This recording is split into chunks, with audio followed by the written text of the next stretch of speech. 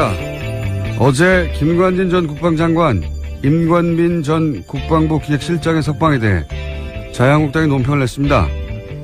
법원에서마저 정치 개입인지 명확하지 않다고 판단한 사건을 무리하고 무도한 강압수사로 전직 장관을 구속시키고 그 칼끝을 전직 대통령에까지 들이대는 아나무인 한풀이식 수사를 멈추고 이 수사 참사에 대해 책임을 지고 윤석열 중앙지검장은 즉각 사퇴하라, 이런 내용입니다. 김관진 전 장관의 구속영장을 발부한 건 영장실질심사를 하는 법원입니다. 그러니까 그 구속이 무리하고 무도한 거라면 사퇴하라고 요구할 대상은 윤 지검장이 아니라 영장 판사예요. 그리고 2012년 대선 당시 사이버사령부 댓글 공작 실적을 청와대에 보고했고 이명박 전 대통령으로부터 관련 지시도 받았다고 진술한 당사자는 김관진 전 장관입니다. 전직 대통령에게 칼끝을 들이댄 건 바로 김관진 전 장관 본인인 거죠. 길지도 않은 성명인데 앞뒤가 처음부터 안 맞습니다. 자유한국당은 좋겠습니다. 아무 말이나 막 해도 되니까. 부럽다.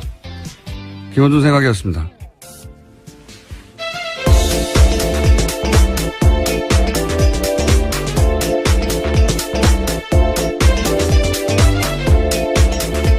시사에 김은지입니다. 우리는 말이 되는 말만 해야 되는데요. 예. 아무 말이나 막 해도 되고 참 부럽습니다. 자, 첫 번째 뉴스는 뭡니까? 네, 이건희 삼성전자 회장의 차명 계좌가 추가로 확인됐다고 어제 SBS가 보도했는데요. 국세청 조사 결과 이건희 회장의 차명 계좌가 지금까지 알려진 4조 5천억 원 외에 더 있다라는 겁니다. 최근 국세청은 더불어민주당 이건희 차명 계좌 TF에 조준행 특검에서 밝혀진 것 이외에도 국세청이 파악한 이 회장의 차명 계좌가 더 있다라고 보고했다고 하는데요. 이 새로운 차명 계좌 역시 과세 대상이라고 밝혀서 이른바 깡통 계좌가 아니다라는 것을 확인시켜줬습니다. 이거는 이제 2008년 특검 때, 삼성 특검 때 4조 5천억 밝혀진 거, 그게 전부가 아니다는 얘기가 나온 거죠. 예. 네, 그렇죠. 앞서서도 나온 바가 있는데요. 이번에 더 구체적으로 나온 겁니다. 이 이야기는 이제 약간 애매모호하게 표현됐는데, 지난 6월 달에, 예, 국세청장 인사청문회에서 나온 이야기예요. 이제 뉴스공장에서도 짧게 한번 다뤘고 당시 송영길 박영선 의원이 질의 과정에서 이 얘기가 나왔거든요. 대략 한 5천억 정도 역외 탈세가 있지 않았냐라고 2015년 때 봐줬다는 제보가 있다. 누군가가. 그게 사실이냐고 당시 한승희 국세청장 후보한테 물었어요.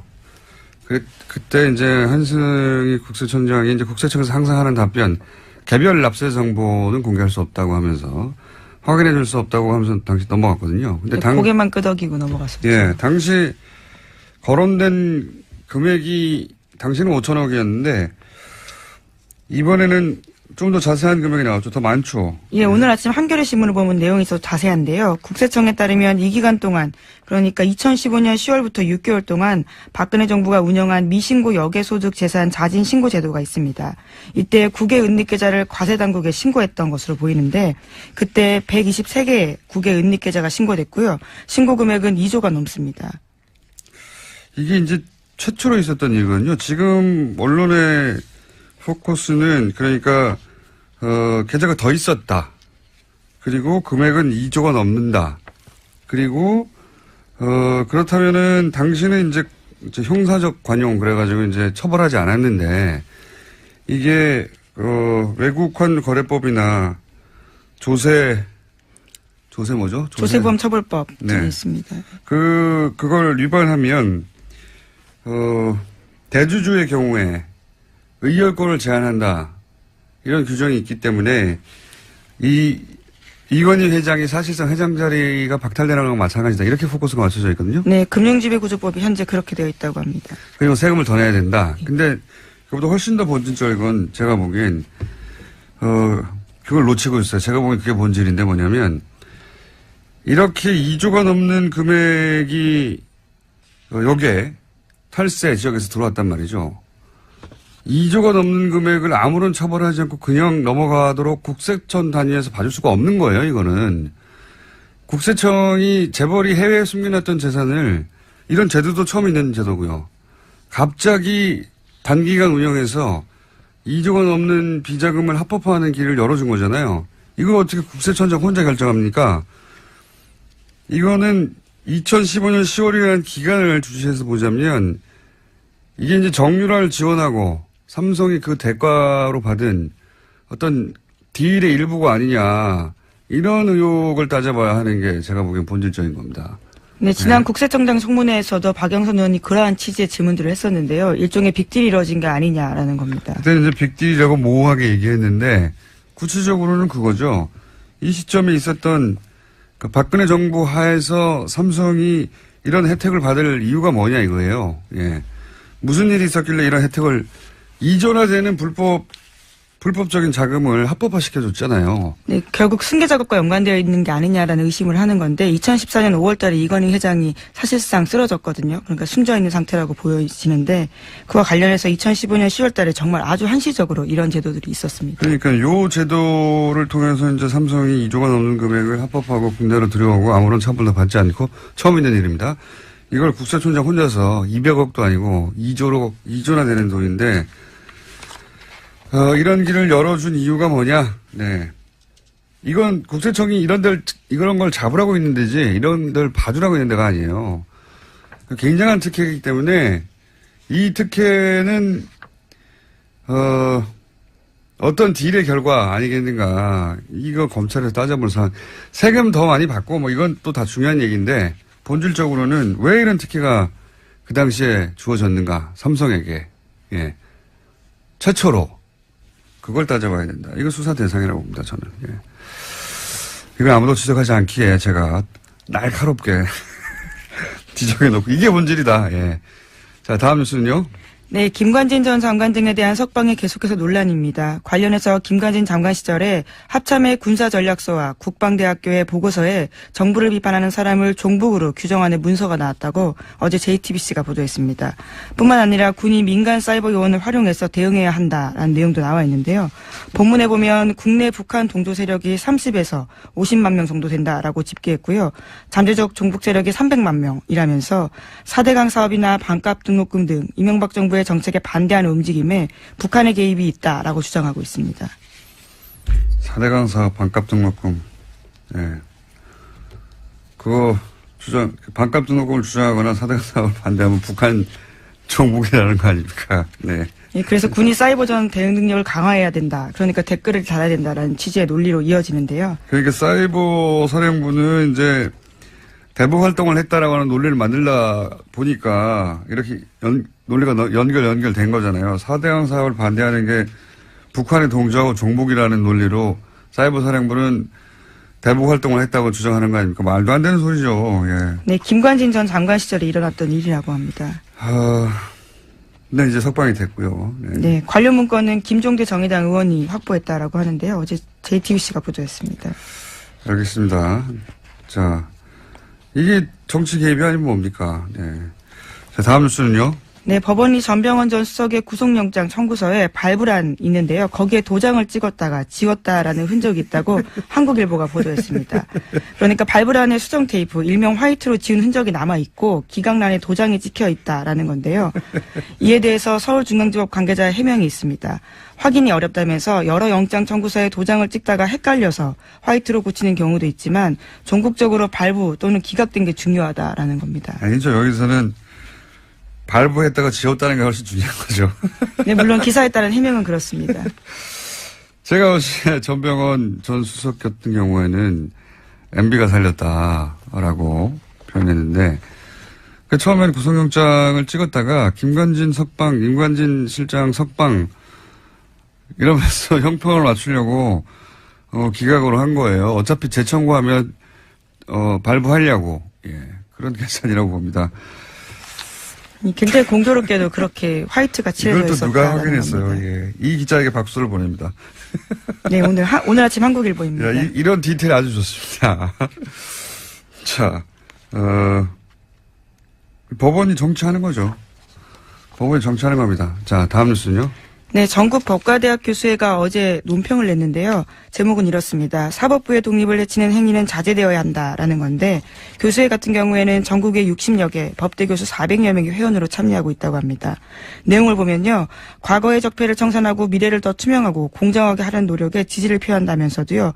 모든 시도는 헌법이 보장하는 삼권 분립과 견제가 그리고 균형, 개인의 인권 보호 등 공동체의 가치 속에서 이루어져야 한다라고 주장했습니다. 그러니까 신광열 지금 쭉 얘기하고 있는 신광열 수석부장 판사가 김관진, 임관빈 두 국방부 고위 관료들을 석방시킨 것에 대해서 비판 여론이 많자. 예. 또다시 이제 어제 하루 종일 포털에 나왔던 기사인데요. 예. 법대 교수들이 이 석방한 신광열 판사에 대해서 인터넷에서 신상털기하고 험담하는 건 자제해야 된다. 이런 연합뉴스 기사죠. 예. 어제도 이제 지난 주말 신광열 판사 비판 여론에 대해서 신상털이 인신공격, 사법부 독립 침해하면 안 된다. 이 기사가 포털 메일에 주말에 계속 있었다고 얘기했었는데 어제도 또 이런 기사가 나왔고 이 기사 역시 제가 계속 확인했는데 어젯밤 12시 직전까지 메일이 계속 있었어요.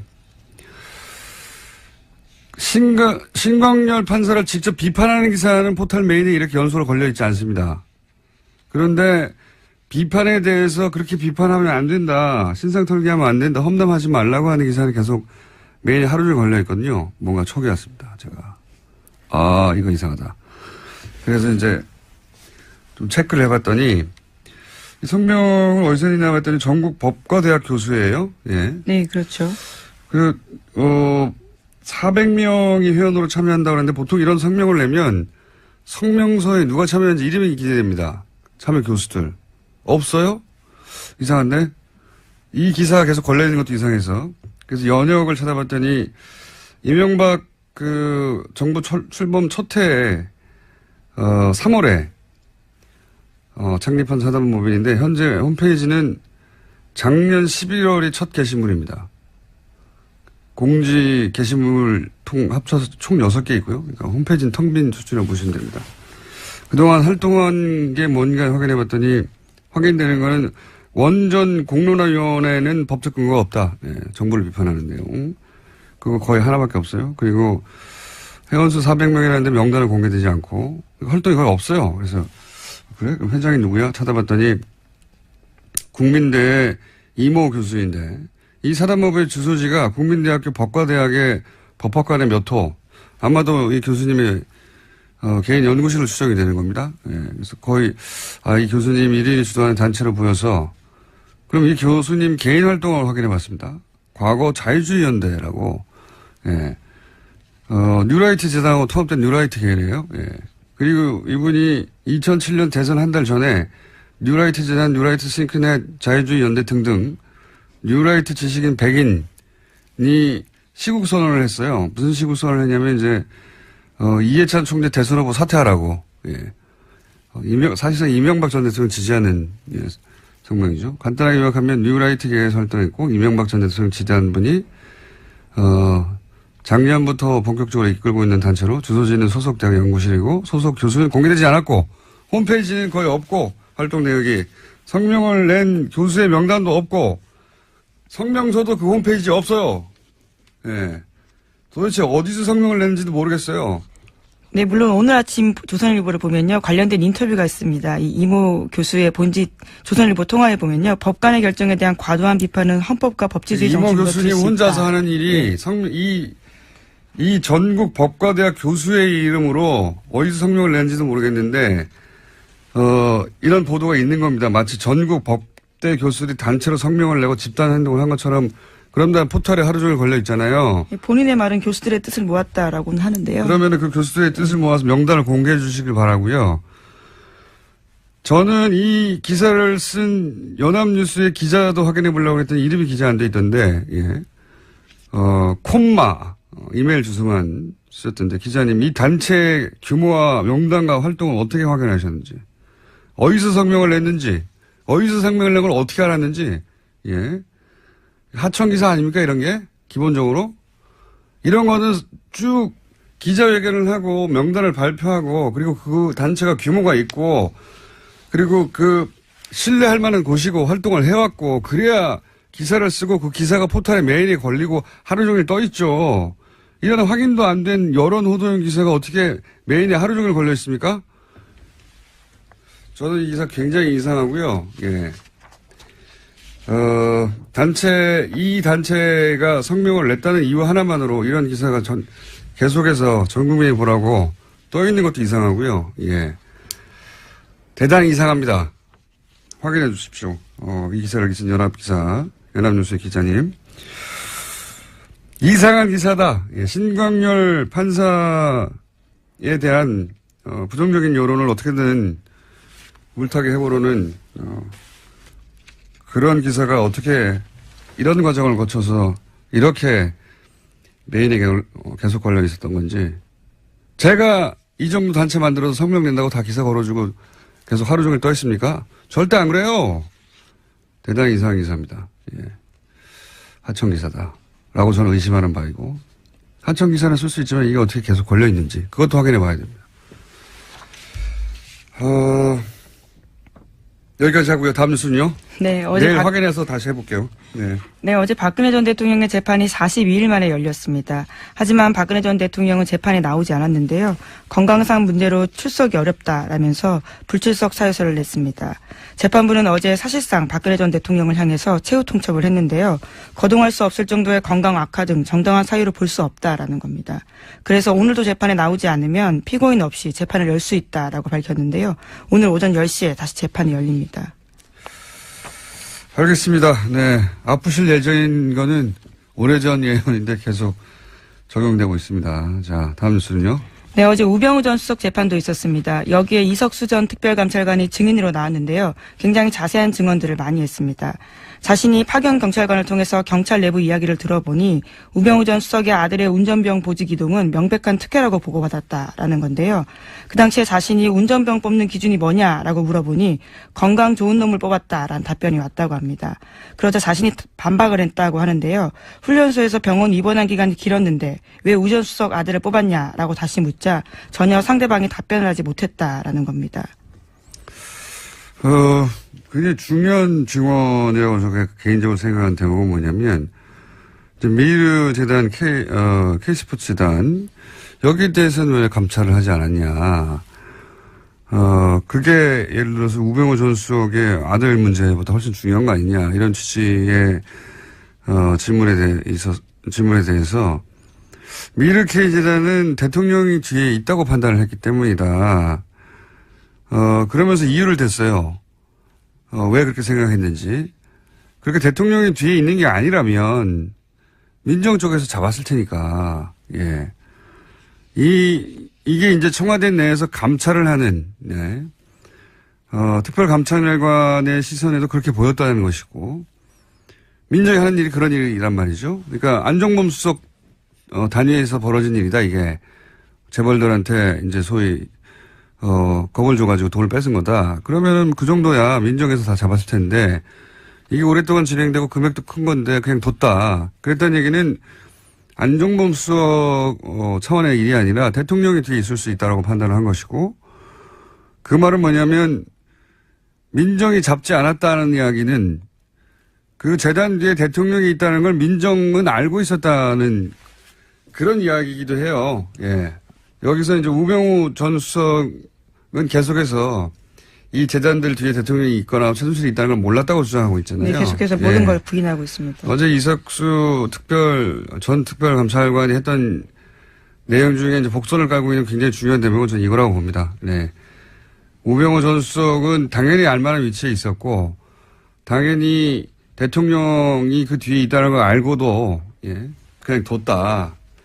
라고 얘기한 거죠. 예, 그 외에 뭐, 아들 특혜나, 뭐 이런 문제는 마이너한 문제라고 봅니다, 저는. 예, 특혜 있었겠죠. 예. 본인도 이제 청탁받은 사람까지 확인했는데 누군지 말하지 않았다는 거잖아요. 예, 특혜는 맞는데. 그리고 이런 얘기도 했죠.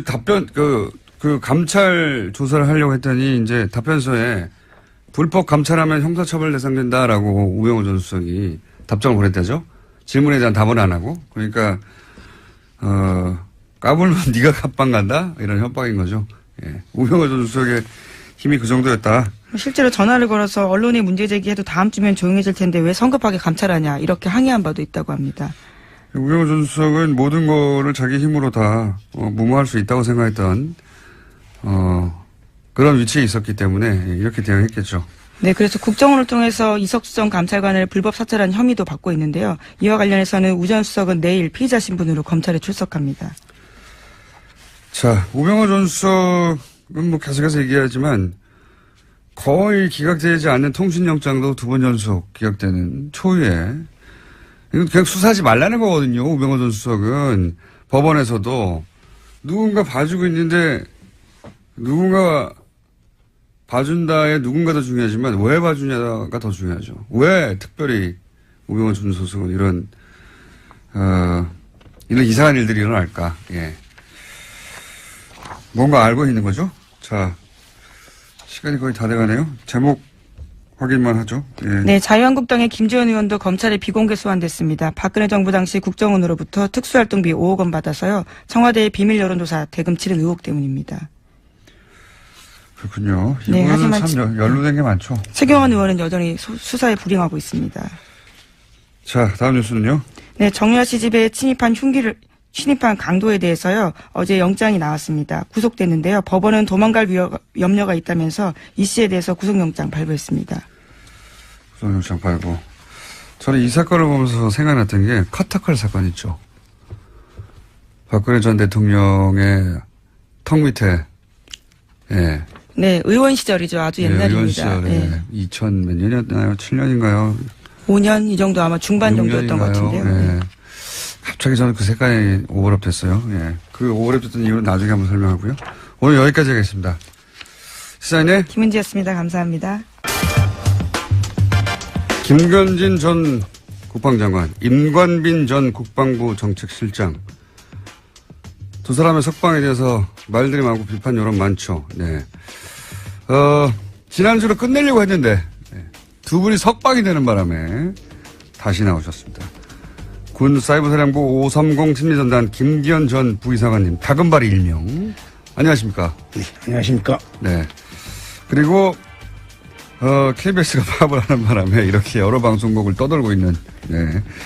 부유하는 이재석 기자 나오셨습니다. 네, 안녕하세요. 네, KBS. 우선, 김기현 선생님? 네, 석방될 줄 모르셨죠? 몰랐죠. 예. 구속영장이 발부가 됐는데, 갑자기 두 사람 다 석방되고 이런 건 뭐 전례가 없는 일이거든요. 예. 깜짝 놀라셨죠? 전 신문을 보고 알았습니다. 뉴스를 보고 예, 알았습니다. 모두가 뉴스를 보고 알았습니다만. 예. 여기 대해서 혹시, 이재석 기자님은 요즘 뭐, 할 일 없으시고. 네. 그러니까, 날마다 파업 집회를 하고 있습니다. 예. 네. 예. 마이크를 좀 당겨주십시오. 예, 예. 네. 혹시 취재 좀 해보셨어요? 법조계 전반이나. 그러니까 뭐 제가 알고 있는 그 법조계에 지금 종사하고 있는 취재원들에게 물어봐도 예. 예, 한결 같아요. 답은. 예. 그러니까 말이 안 되니까요. 예. 아예 이제 처음부터 불구속이었으면 모를까. 이제 구속이 예. 됐다가 이렇게 또 되는 경우니까. 두 매우 사람 이례적이다. 다 게다가. 예. 예. 이건 말도 안 되는 대단히 이례적이라는 표현도 부족해요. 이런 경우 있습니까? 상상해 보세요. 기억에 아무리 떠올려봐도 이런 주요한 사건에 주요한 장과 실장이 구속됐다가 구속적부심 통해 가지고 다시 풀려나는 경우는 아무리 생각해도 없습니다. 처음 있는 일이고요. 자, 그런데 여기서 이제 쟁점이 되는 것 중에 하나가 모신 이유가 이겁니다. 다금바리 선생님? 네, 쟁점이 되는 이유 중에 하나가 이겁니다. 쟁점이 되는 사안이. 거기 이제 보고서에 칸에 네, V자 표시를 하게 돼 있다. 확인하면. 네. 근데 이제 이 V자에 대해서 검찰과 영장을 발부한 영장 판사는 이것은 사실상 댓글 공장을 승인하고 지시한 것이다. 오케이 하라고 한 것이다고 그런 의미라고 지시한 사람으로 이제 봤는데 변호인단은 이거는 그냥 봤다 이런 게 있다는 걸 그러니까 지시 이걸 하라고 지시한 게 아니다. 이런 게 있구나 봤다는 표시에 불과하다. 의미를 축소했어요. 그런 식으로 지금 계속 여론몰이를 하고 있는데 주말에는 직접 들고 가서 보고를 하신 당사자 아닙니까, 선생님? 네. 네, 주말에는 단장 역할을 하셨으니까요. 네. 그러니까 이 V자의 의미가 뭔지를 그 현장에서 직접 겪으신 분이 아닙니까? 이 V자의 의미가 그냥 봤어 하고 쑥쑥 넘어가는 겁니까? 의미가 뭡니까? 저희가 공직생활하는 경험으로 봐서 예. 내용의 V자를 표시한 것은 네. 그게 관전 포인트에서 내가 관심을 가지고 있다는 것을 의미한 것이고 예. 관심을 가지고 있다. 예. 매일 예. 이루어진 예. 후속 결과 보고를 가지고 예. 매일 보고를 했을 때는 예. 승인과 지시를 의미한다고요. 계속 이 일을 활동하라는 거 아닙니까? 네. 승인과 특히 지시. 이제 우리 사이버 사령부의 문건은 예. 아침에 일찍 나와서 예. 사령관이 스타트를 하고 예. 또 단장이 스타트를 하고 예. 그러고 나서 결과물을 밀봉해서 예. 봉투에 밀봉해서 가방에 이어서 예. 사람이 인편을 가지고 와서 예. 장관실에 전달하는 순간 예. 장관이 뜯어본 순간 예. 그때부터 그 내용에 인지와 승리 의미가 포함됩니다. 예. 그리고 나서도 덮는 순간 예. 다시 돌려줄 때 예. 지시가 이루어지는 그 과정을 거쳤기 때문에 예. 승인과 지시가 포함된다고 봅니다. 단, 예. 한 달에 한두 번 건을 갖다 예. 일반 결제문에 예. 이어가지고 통상적으로 보고 나서 이렇게 했다면은 예. 그 인지했다는 걸 의미를 볼 수 있죠. 아, 그렇죠. 네. 예. 뭐, 한 달치를 요약해가지고, 이런 일이 있을 거나 하고 인지했다. 그럴 때 부인하면 인지지만, 네.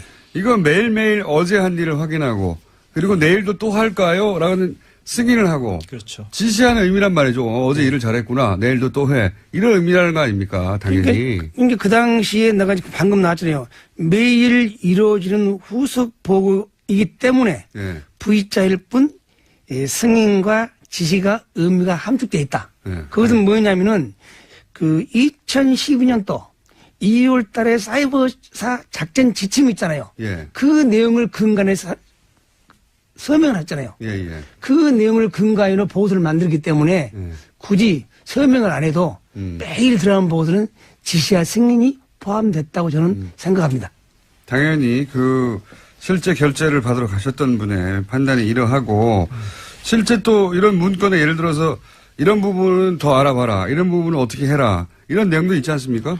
그렇죠. 만약에 그 당시에 그 지시와 승인이 안 했으면은 예. 뭐 간헐적으로 하는 보고서 아니고 예. 매일 가니까 예. 이거 보고서 잘못 이었지 마. 예. 만들지 마. 예. 라고 지시했으면은 굳이 이태하 단장과 연재옥 사장이나 옥동호 사장이 왜 보고서를 만들겠습니까? 그렇죠. 예. 예. 나는 그에 대해서는 참 나도 공직자를 했지만은 말도 안 되는 소리다. 말에 동의할 수 없습니다. 예. 만약에 이거에 승인과 지시의 의미가 없다면 말씀하신 대로 이거 매일 왜 가져와? 그렇죠. 하면 끝나는 거거든요. 네. 예. 근데 매일 보고 매일 체크를 했다는 건 이전 거를 승인하고 앞으로를 계속 지시하는 거 아닙니까? 연속하라고. 네. 당연한 이야기고. 그리고 피드백도 있었죠. 장관 쪽에서. 네. 당연히. 네.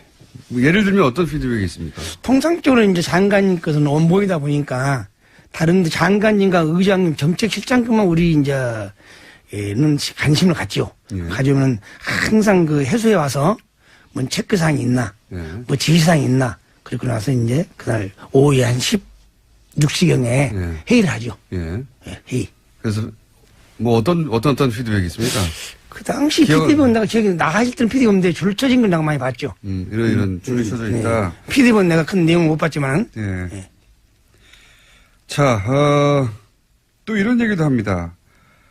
뭐냐면, 이 댓글을 본 적도 없다. 이 장관은 계략적인 것만 알지 댓글을 본 적도 없는데 어떻게 지시를 한단 말이냐. 이런 식의 변호도 있어요. 네. 여기에 대해서는 뭐라고 하시겠습니까? 그러니까 참여정부실 우리 합참 의장이실 때 우리 김관희 장관님께서는 예. 그때는 댓글을 본 일이 없죠. 예, 왜냐하면은 그 당시는 그야말로 인터넷 공간에서 예. 영상과 원고와 카툰 같은 걸 가지고 어떻게 북한이나 주민들을 도움할 수 있을까. 예. 그것을 기초 단계이기 때문에. 예. 그러나 그것이 이상하니 참여정부가 끝나고 임명부 정부가 들어서부터 예. 이 점정지로 진화해 갔죠. 예.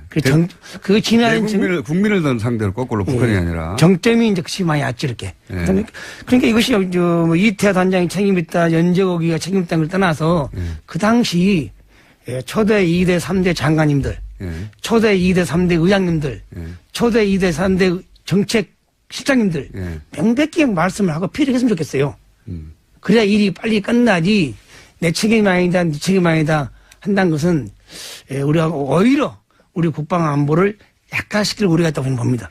제가 이제 질문의 요지는 이제 어떤 거냐면, 김관진 전 장관 쪽에서 댓글을 내가 직접 그 내용을 본 적도 없다. 몇천 개가 되는데, 몇천 개의 댓글을 직접 본 적이 없겠죠, 당연히. 근데 이걸로 이제 자기는 개략적인 현황만 보고받고 그냥 봤다는 의미로 체크를 했을 뿐 구체적으로 지시하지 않았다. 연장선상에는 하는 말이거든요. 근데 이제 보고 내용이 뭐였냐가 이제 중요하잖아요. 그렇죠. 그럼요. A4 한 장짜리 그 보고 내용이 무엇이었느냐. 예. 어떤 내용을 보고하는 겁니까? 그 댓글 뭐 수천 개를 내용을 쓰진 않을 테고. 그렇게 쓸 수가 없죠. 장관에게 그렇죠. 보고서가 올라갔는데 그 보고서 안에 댓글이 쭉 열거될 수는 없는 것이고요. 그러니까요. 예. 이 해명은 그러니까 포인트를 벗어난 거고요. 그 보고서 내용이 그럼 구체적으로 어떤 겁니까? 예를 들면. 통상적으로 이제 좀 진화돼 가지고 최초에는 국방이나 군사 북한을 했는데 어느 날 갑자기 뭐 국가 정책 4대강 사업이나 또 뭐 어차피 제주 해군 기지 또 뭐 자원외교 대통령 순방외교 그거 이제 찬반 여론을 대통령의 호의적인 여론을 만드는 거 아닙니까 말하자면. 그렇죠. 그 수치가 나오는 거죠. 수치가 나오죠. 그러니까 최초에는 대통령 순방외교가 반대가 90 찬성이 10 밤새 우리가 작전 대응한 결과 찬성이 80 반대가 20 찬반을 뒤집어 놓는 거죠. 그 숫자만 장관이 보는 것이지 이렇게 그 댓글의 팩트는 그러니까 댓글의 구체적인 내용은 사실 장관 알 필요가 없고 그렇죠. 결국은 이 댓글 활동이 어떤 효과를 불러왔느냐. 그렇죠. 댓글 활동이 대통령한테 비판적인 어떤 여론이 있었는데 그거를 사이버 사령부가 작업을 해가지고 바꿔놨다. 그런 결과를 보고하는 거잖아요. 네. 그러니까 장관은 댓글 내용 하나하나 봤다 안 봤다가 중요한 게 아니라 그렇죠. 그 댓글이 결국 목적하는 바가 뭐였냐. 그렇죠. 그 국내 정치에 개입해서 여론을 호도하려는 거였다는 건 명백히 알고 있었다는 거 아닙니까? 네. 그렇게 찬반이 뒤집어졌다. 네. 이런 결과를 매일매일 보고하는 거잖아요. 매일매일. 매일매일 보고할 때 있고 또 언론상에 국가 정책 비난이 안 나오면은 또 안 할 때도 있죠. 그러면 가장 길게 쉰 적은 얼마나 쉰 겁니까? 거의 한 것 같아요. 제 생각에는요. 일요일 빼고는 거의 한 것 같아요. 일요일 빼고는 거의. 공휴일하고. 아, 공휴일과 일요일만 쉬고. 아, 그래서 공휴일과 일요일 날, 댓글 작업들이 좀 덜하다 싶었군요. 예. 쉬셔야 되니까. 이것도 변명이 안 되는 거죠. 예, 기본적으로. 댓글의 구체적인 내용을 본 적도 없다라고 변명하는데, 댓글의 구체적인 내용을 볼 필요가 없어요. 그 댓글로 뭘 하려고 했는지 사이버 사령부가 그 결과는 매일매일 보고하는 거 아닙니까? 그래서 보고서 명칭도 대응작전 결과 보고서인 그렇죠. 거죠. 예. 그게 이제 형태, 그리고 또 하나의 유형이 저게 있었다면서요. 지난주에 말씀하신. 그 특정 지역 출신들만 따로 모아가지고, 이제, 이거는 그나마 정책이라고 포장이라도 할 수 있잖아요. 예. 무슨 4대강을 반대하는 네티즌들을 공격하는 게 군이 할 일은 아니긴 한데, 그래도 정책이라고 변명이라도 할 수 있는데, 그게 아니라 직접 당시 야당 정치인들을 공격하는 댓글을 따로 다는 팀이 있었다면서요. 그것은 내가 이제 그 당시는 눈이는 하기는 보였는데, 수사가 진행되고 청와대로 보고한 내용을 보고 그분들이 했구나. 주로 그분들은 내가 이제 말씀드리면 참 군무원으로 뽑아가지고 그 당시 우리 단에서 근무하면서 군무로 전환을 시켜요.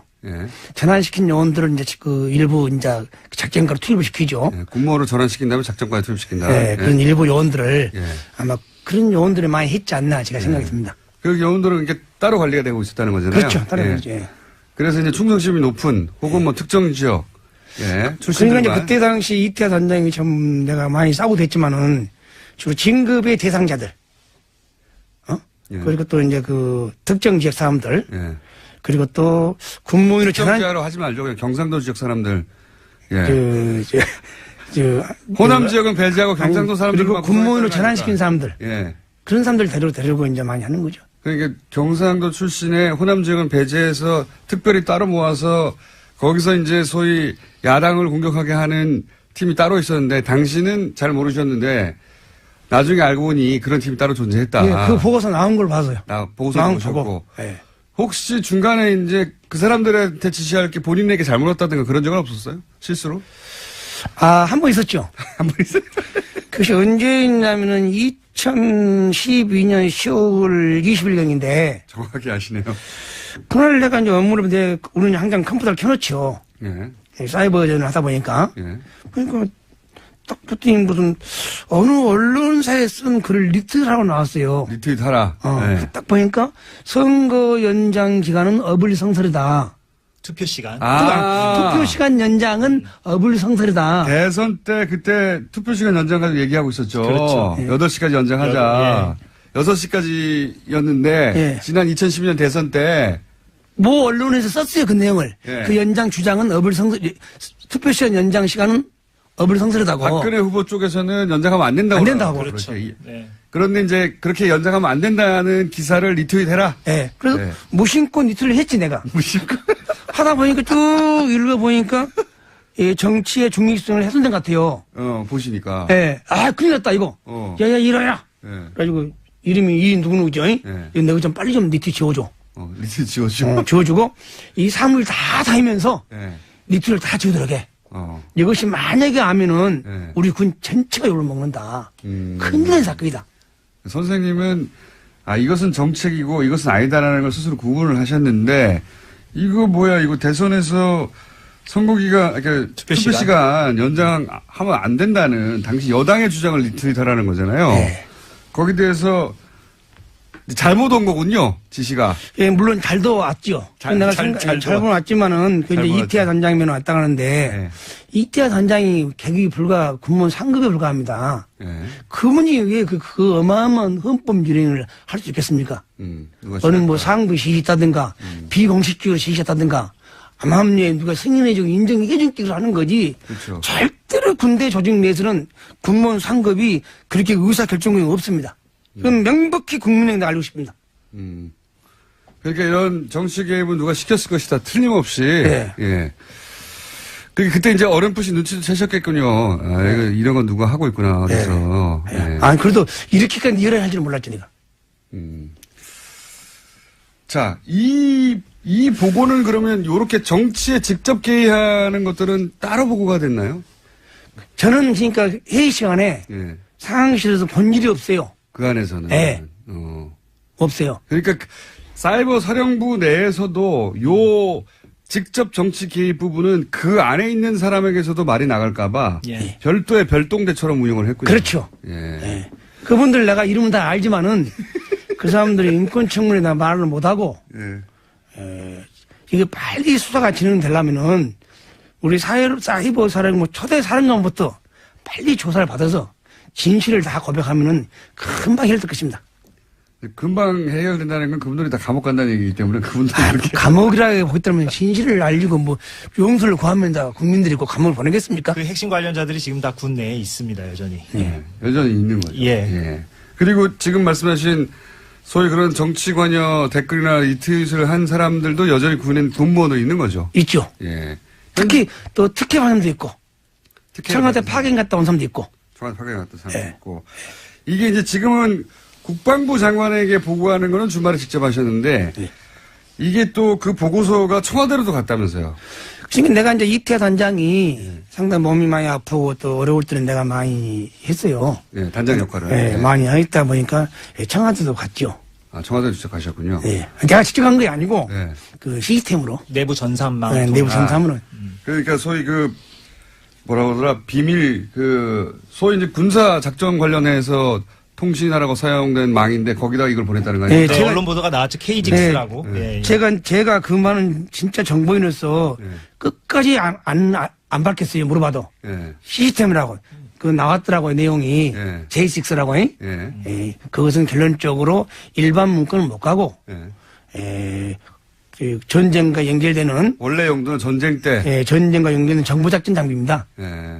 정보작전 장비, 정보작전 유통 장비입니다. 예. 원래 전쟁 났을 때. 전쟁 때 이제 중요한 정보를 청와대에 직보하려고 만든 라인 아닙니까? 그리고 평상시도요. 예. 평상시도. 정보 작전 라인. 예. 근데 여기다가 이제 댓글 몇 개 달아가지고 지금 찬반 바꿨다 이런 보고서가 갔다는 거 아닙니까? 네. 그게 지난 10월 국방부 TF팀 조사 결과 다 사실로 확인이 됐죠. 그럼 또 중요한 내가 뉴스를 한번 봤는데요.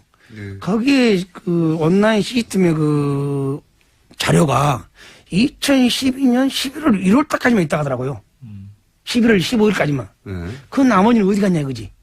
그게 만약에 서버를 접근해서 그 자료를 인멸시켰다면은 그건 용서받지 못할.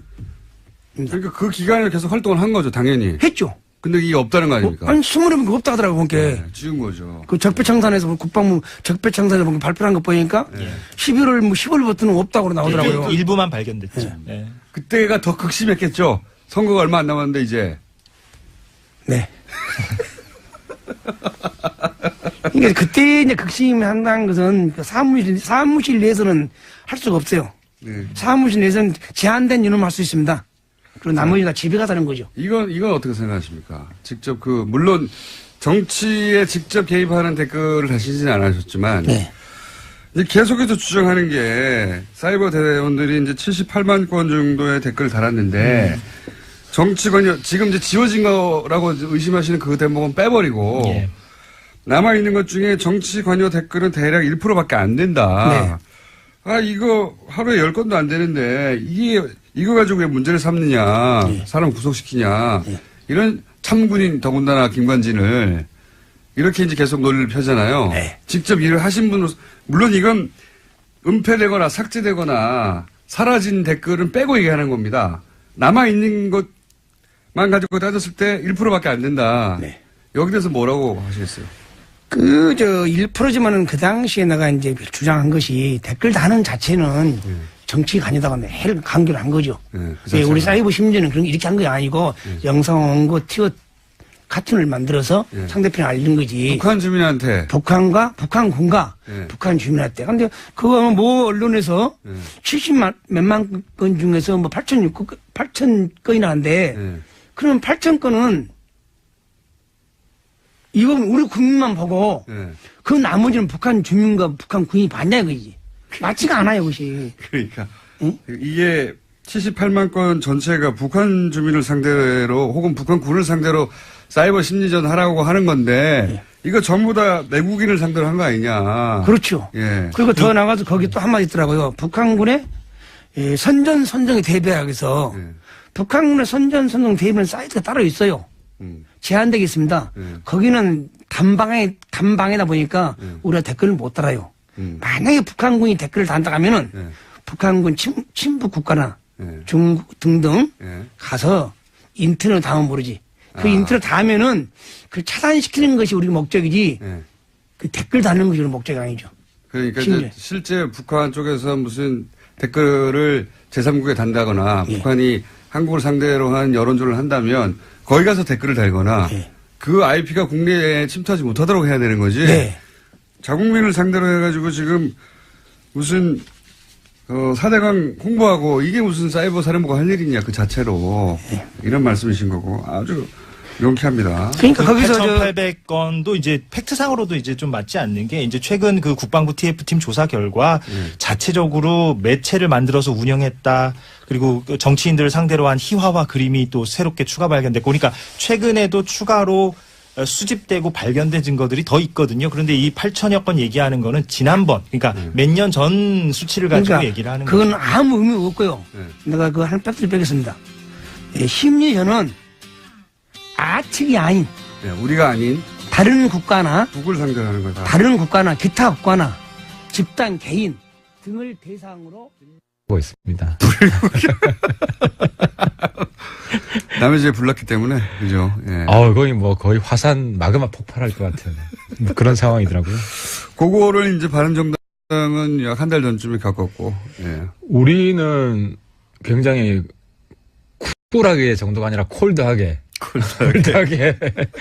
그냥 뭐, 매너 있게 나갈 사람 나가라. 네. 그렇게 정리를 했죠. 바른정당도 어떻게든 안 나가게 해보려고 바둥바둥 하긴 했는데 그게 안 통한 거죠. 예. 사실 그렇게 했었어야 됐어요. 네. 근데 당시 유승민 대표 워딩 보세요. 나갈 사람 나가라. 나갈 사람 나가라. 그것 때문에 또 욕 엄청 먹었어. 나갈 마음이 있더라도 잡아야지. 어차피 막아도 소용없다고 생각하니까. 유 대표가 이제 그거를 나쁘게 보면 까칠하다 그러고, 네. 좋게 보면 단호하다 그러고, 네. 이게 뭐 아무튼 상대적인 것 같습니다. 까칠하다고 표현할 수도 있지만 뭐랄까요. 붙임성이 없다.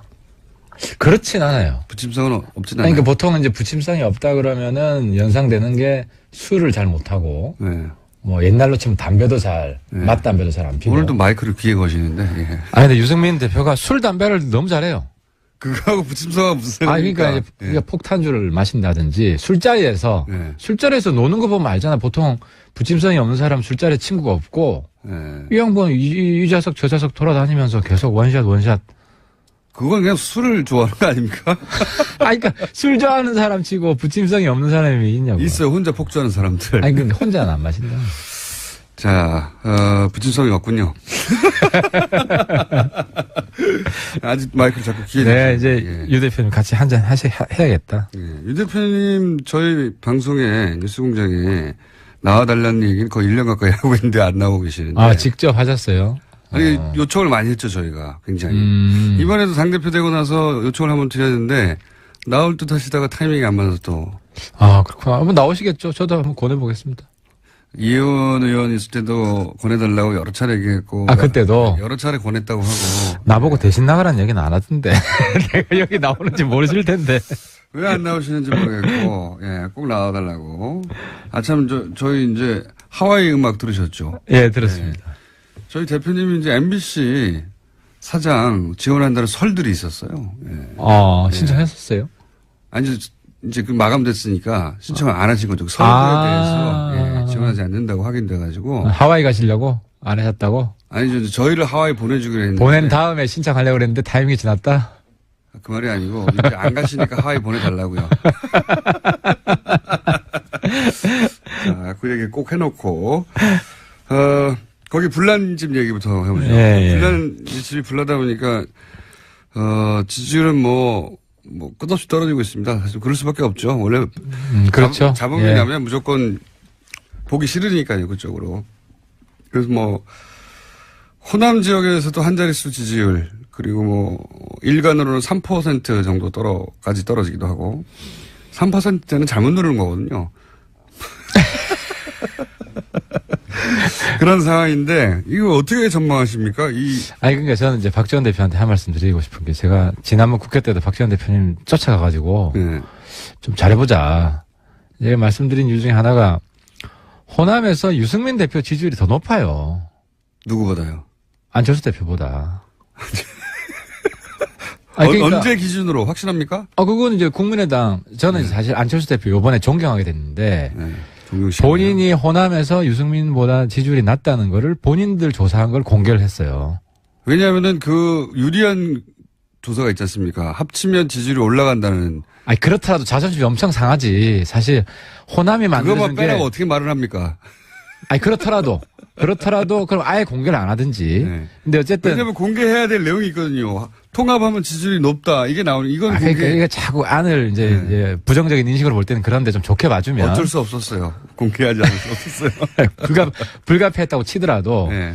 그래서 이제 박지원 대표가 민주당이랑 손잡을 게 아니면 어차피 다음 총선에는 몰라도 이번 지방선거에는 민주당이랑 손잡기 어려워요. 민주당이 후보 안 내겠어요? 아니, 박지원 대표님 호남, 전남 지사 나오신다면서요? 공식 선언은 하지 않았지만, 예. 그런 분위기는. 그렇죠. 본인도 뭐 예. 부인하지 않았고. 예. 그러면 민주당이 후보 안 낼 수가 없어요. 그러면은 누구랑 손잡을 거냐. 그래서 본인도 그렇기 때문에 선거연대 하자는 것은 반대 안 한다. 예. 이 말씀 하셨잖아요. 예. 근데 호남에서 민주당 빼고 문재인 대통령 빼고 지지율 제일 많이 나오는 게 유승민인 거 이번에 입증이 됐잖아요. 계속 얘기해 보시죠. 그러니까. 그래서 제가 이제 지난번 국회 때도 바른정당하고 선거연대만 합시다. 네. 이야기를 내가 신신당부를 했어요. 그러니까 이제 박지원 대표님 그 다음날 또 우리 보고 뭐 한국당이랑 합당한다고. 아니 근데 지난주 얘기하시니까 지난주로 되돌아가 보면 네. 그때 끝장 토론이 있는 당일날 오전 아침에 저희가 이 시간대에 방송을 했지 않습니까? 끝장 토론 때 안철수 네. 대표가 통합 얘기는 안 하고 선거 얘기만 할 거라고 전망하셨고 저는 통합 얘기 할 거라고 했는데 안 대표는 통합 이야기를 하죠. 네. 근데 우리가 아니 그러니까 안 대표도 통합 얘기는 안 하실 거라고 전망하셨어요 그때는. 안 대표가 네. 아니 저는 그렇게 보지 않아요. 전망은 틀리셨고요. 측근들한테 얘기 들어보니까 아니 글쎄요. 그때 다시 한번 보면 그래서 제가 드리고 싶은 말씀은 아니 저희 바른정당이 찾아가지고 내보낼 수도 있습니다. 바른정당이 네. 한국당과 통합을 왜 합니까? 당대당 한국당은 제가 여러 번 말씀드렸지만 한국당이 보수면 파리가 세다. 한국당은 청산 대상이지 해체 대상이지 근데 그림은 통합 대상이 아니다. 지금 한국당이 아니라 지방선거에서 한국당이 목표했던 성과를 내지 못하면 한국당이 흔들릴 것이고 그리고 그게 흔들린다는 얘기는 홍준표 대표로 체제가 이어질 수도 없고 다음 대선에서의 주자도 딱히 눈에 안 보일 때 그렇게 흔들릴 때 합당을 한다. 당이 흔들릴 때 이제 그 소위 이제 바른정당과 국민의당이 합쳐놓고 몸집을 키우고 있다가 흔들릴 때 싹 뽑아가지고 일부를 새로운 정당을 만든다는 얘기지. 지금 한국당과 합친다는 게 아니라. 박지원 대표 그 이야기다. 네, 그런 의미죠. 아니 그러니까 그거 제가 아시면서. 오늘 말씀드리면은 한국당은 2019년 전에 없어집니다. 하태경 예언. 19년 전에 네. 거기는 분당 수준이든 네. 완전히 개박살이 나요. 박사님. 아니 그러면 우리가 어떤 시점을 기준으로 해서요? 지방선거 이후요? 지방선거 이후에는 지방선거 때 6석 정도. 19년 한 네. 여름 전에는 없어집니다. 한국당은 지방선거 이후에. 네. 아니 그러니까 그러면은 그때 그 사람들 주워 올라오는 거 아닙니까? 지금 몸집을 딱. 아니 준비해서. 주워 오는 거는 지금도 주워 오죠. 지금 안 나오는데 어떻게 주워 옵니까? 아니 그래서 지금 저쪽에서 우리가 주워 가고 있죠, 지금. 우리가 이번에 바른정당에서 역할 분담한 건 맞아요. 네. 두 사람은 한국당 담당해라. 네. 두 사람은 국민의당 연대 협상이 있으니까 협상을 해라. 그럼 그 두 사람 역할이 뭐냐면은 그 사람이 누구입니까? 국민의당 연대 담당은. 아니 근데 그 두 사람이 안 한대요. 근데 이제 그래서 이름 공개하기 어렵고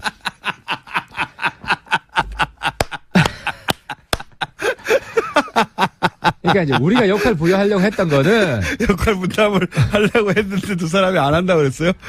안 한다 그러지. 왜냐하면은 한국당이 홍준표가 일단 당대당 통합 안 한다고 했고. 한국당 담당은 누구였습니까? 아니 그러니까 내가 하려고 그래 내가. 아, 이제 하태경 내가- 의원님이 하면 잘도 되겠다, 그게. 아니 왜냐하면 그 중에 좀 괜찮은 사람들 연락해가지고 만나가지고 예. 지금이라도 일 와라. 하여튼 담당으로 아 내가 이제 지난번에 좀 누구 담당 좀 해라 그러는데 뭐 누가 하겠어요 한국당 담당을 솔직히 이야기해서. 그러니까 담당도 없어요. 박지원 대표는 담당이 있다 그러는데 이름까지 이야기했더만. 그게 담당을 정하려고 했는데 실패했다는 거 아닙니까, 지금? 아니 박지원 대표는 정했다고 이야기했는데. 정하려고 한 것까지는 들으셨나 보네. 우리는 정하려고 했지. 왜냐하면은 그러니까 이거는 아예 이제 틀린 이야기는 아니네요. 지도부 이야기는 네. 한국당에도 좀 말 되는 사람. 그러니까 찾아보니까 그 100몇 명 일일이 다 이제 검토를 해보니까 말 되는 사람이 없어 별로. 한 5손가락 아니에요. 그 사람들 만나서 얘기 좀 해봐라. 5사람 어쩌라고. 누굽니까? 한 사람만 이름 얘기해 주세요, 그러면. 그 중에서.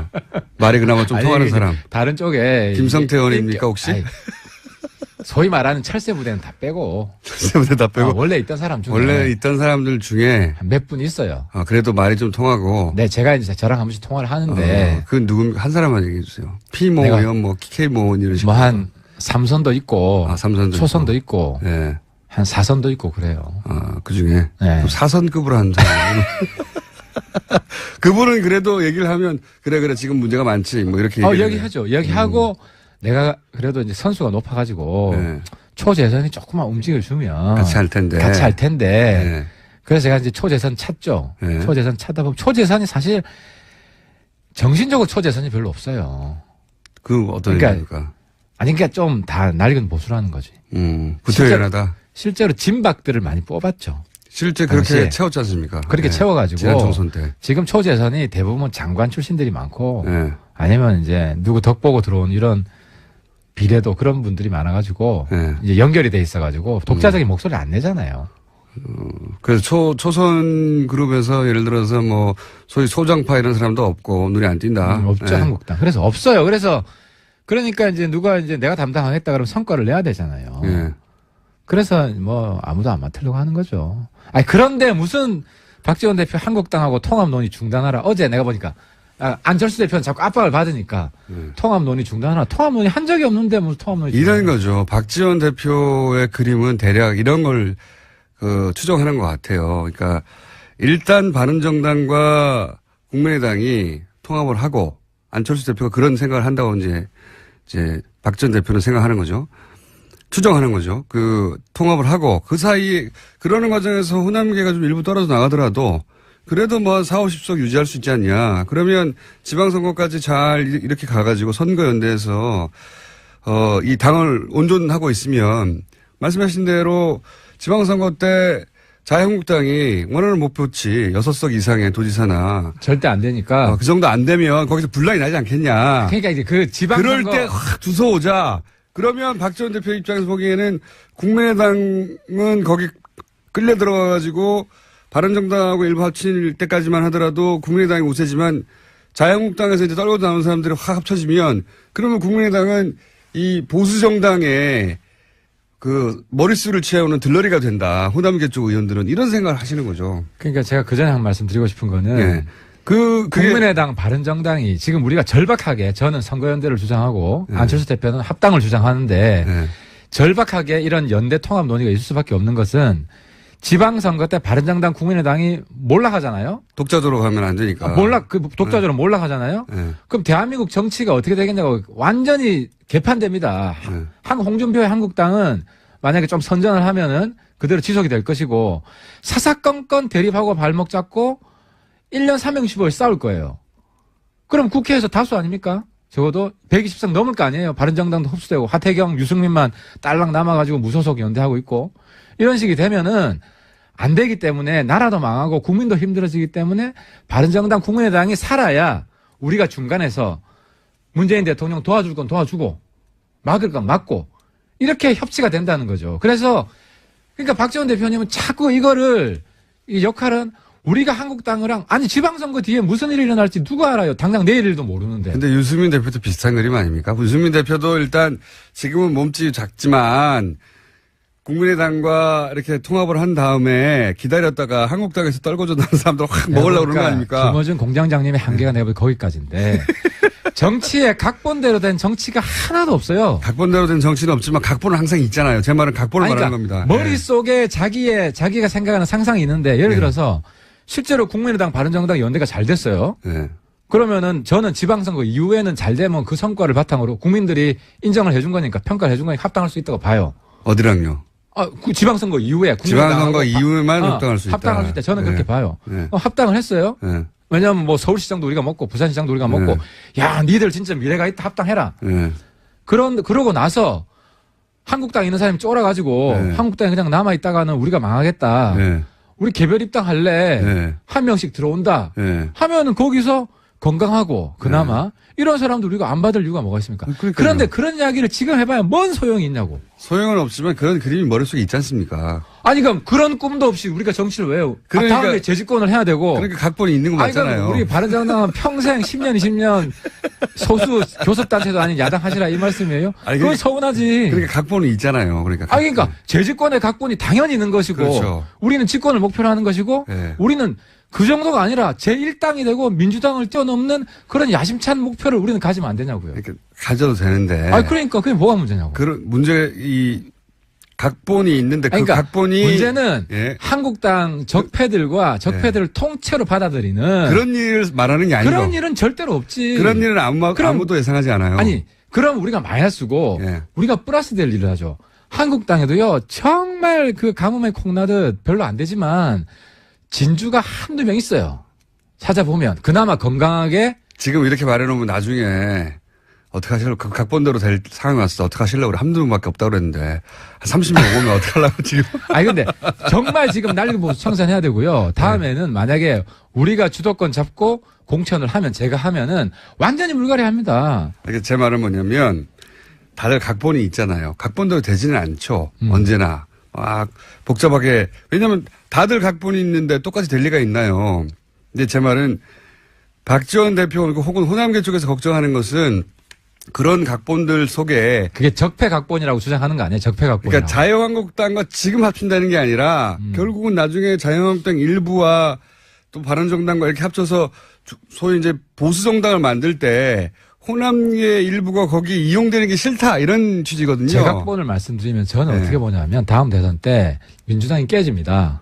아, 또 민주당이 깨져요? 네, 민주당이 깨집니다. 민주당은 왜 깨집니까? 왜냐면 예를 들어 안희정, 네. 대연정 하자고 저보다 더 보수해요. 안희정, 이재명, 박원순 이런 사람들이 그렇지. 이게 잘 안 합쳐져요. 그러니까 예를 들어서 그랬으면 얼마나 좋을까 하고 지금 제가 생각하시는 만약에 거잖아요. 정치적으로 공세를 한다면 거기를 깨지. 왜냐하면 거기를 안 깨면은 사실 우리 재집권 가능성이 그렇게 높지 않아요. 지금 타이밍에서는. 네. 그런 식으로 해서 저기를 깨가지고 거기에 중도파 네. 해서 중도 대연합을 이렇게 추진을 하지. 그러면 승리 가능성이 높은데. 자, 그러면 이거 하나 여쭤볼게요.